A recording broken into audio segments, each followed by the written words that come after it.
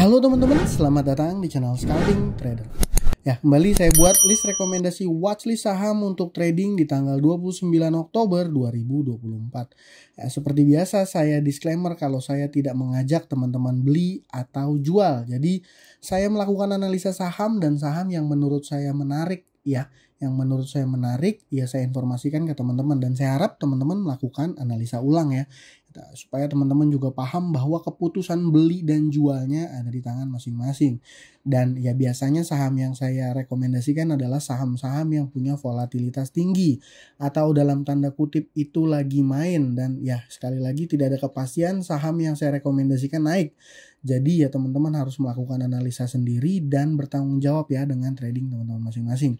Di tanggal 29 menurut saya marketnya juga masih akan nggak terlalu seru ya, karena ya indeksnya juga lagi kurang begitu bergairah ya beberapa hari ke belakang. Tapi saya punya 4 saham yang menurut saya oke ya, 4 saham yang menurut saya oke. GJTL, PPRI, YNPC, MLPL.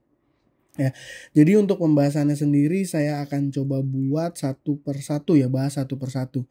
Yang pertama sedikit ya buat teman-teman yang mungkin bertanya kenapa kemarin saya nggak bikin konten ya. Kemarin ya saya lagi ada keperluan ya sampai malam, jadi nggak bisa bikin konten, dan saya kasih rekomendasi juga ya, dan saya info juga marketnya kurang seru. Saya pribadi masih model size mini ya, dan memang ya dari 4 saham yang saya rekom juga nggak ada yang perform ya. Ini kalau marketnya lagi kayak gini emang ya enaknya screeningnya ketika market lagi jalan sih ya. Tapi ya memang karena saya pagi-pagi juga nggak bisa full mantau market, jadi ya gitulah ya teman-teman. Jadi sorry ya buat teman-teman yang sudah join di YouTube membership, saya bilang sorry kalau rekomendasi saya nggak ada yang perform. Tapi ya mudah-mudahan ini rekomendasi buat besok ada yang perform lah ya gitu.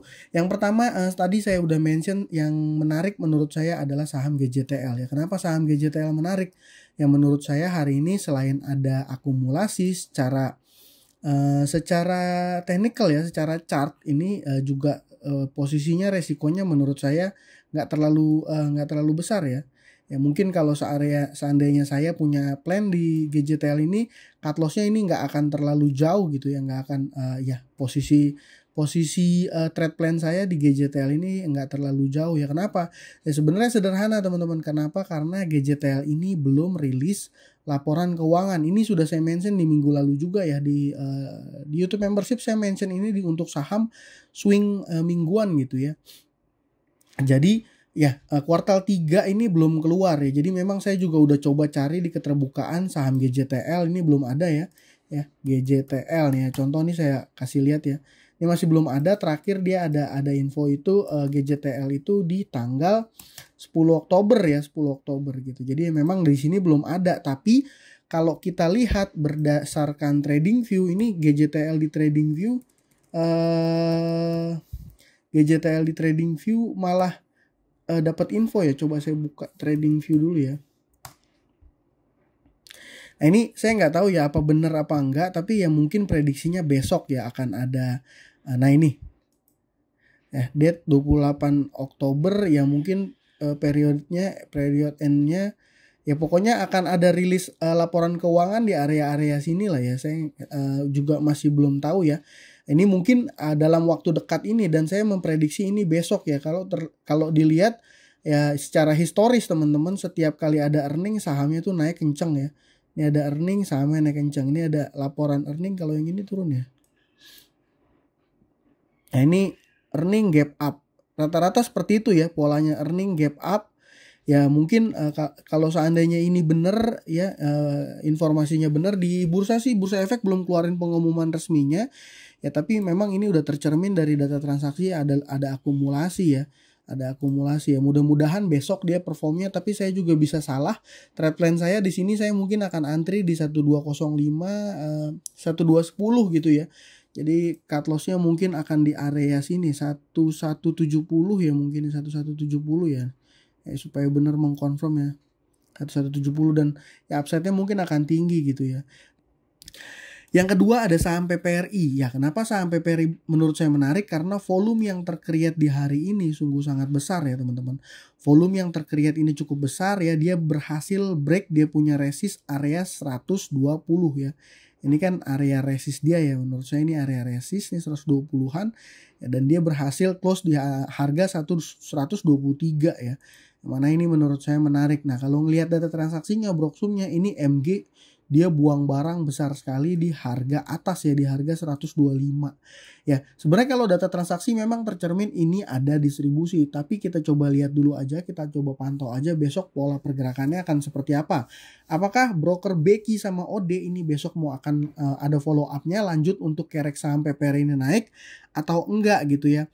Jadi kalau saya pribadi lihat dulu pola pergerakannya. Kalau seandainya dia gerak naik ya, naik kencang besok saya mungkin akan ikut. Tapi kalau dia kuning atau cenderung merah saya nggak masuk. Saya nggak akan masuk gitu ya. Dan ya ini kan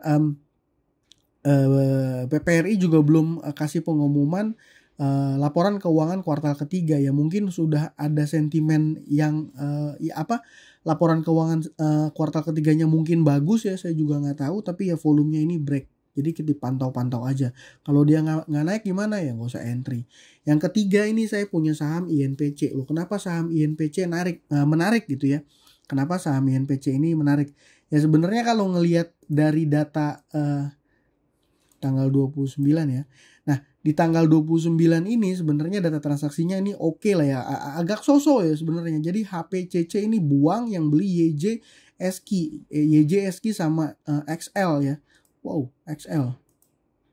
Nah, kenapa saham ini menarik? Jadi kalau saya lihat berdasarkan chart ya, INPC ini dari mulai dia naik dari tanggal, let's say kita tarik dari tanggal 17 ya.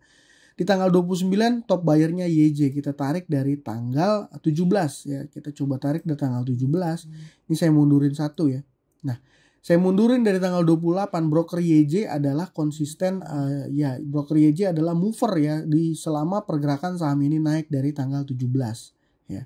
Dari 17 sampai 28 ini masih broker YJ yang narik, dan hari ini tanggal 29 ya, kalau saya tarik nih ke hari ini tanggal 29, broker YJ masih konsisten jualan. Dan di sini nih HPCC, OD, KK ini saya nggak tahu, ini mungkin ada broker-broker yang dikasih cuan, tapi yang jelas mover di saham ini masih menunjukkan akumulasi gitu ya, masih menunjukkan akumulasi. Memang harga sahamnya memang udah tinggi, dan dia juga ngebuat kayak semacam candle shooting star ya, dia nge-tail ke atas gitu ya. Tapi ya intinya sama polanya menurut saya teman-teman, kita pantau aja nanti pergerakan dia besok. Kalau seandainya dia kuning atau merah ya nggak usah entry ya.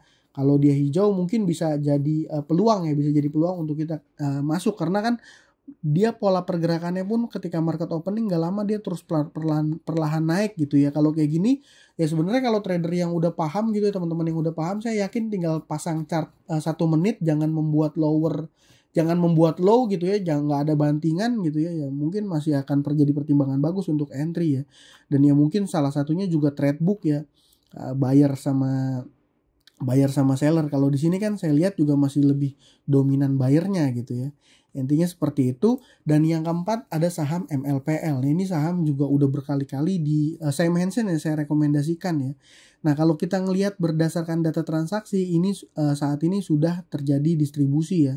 Ya, sahamnya juga memang udah naik banyak banget. Tapi ini heran, saya nggak tahu MLPL dan MLPT ini masih konsisten naik. Saya juga sebenarnya mau beli dan hold gitu, nggak punya mentalnya ya teman-teman.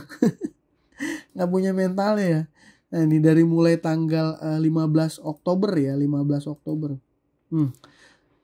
Di sini yang main broker YJ juga ya, 16 miliar, dan XL. Ini XL-nya retail apa bukan? Saya curiga ini bukan retail ya.